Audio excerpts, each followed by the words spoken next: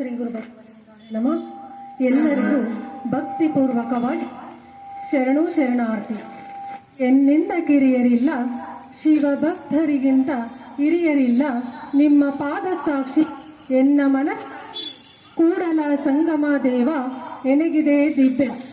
ಈಗ ವಚನ ಗಾಯನ ಶಿವಚಿಂತೆ ಶಿವಜ್ಞಾನ. ರಚನೆ ವಿಶ್ವಗುರು ಬಸವಣ್ಣನವರು. ಶಿವ ತಂಡ ಮತ್ತು ಕಿತ್ತೂರಾಣಿ ಚೆನ್ನಮ್ಮ ತಂಡದವರಿಂದ.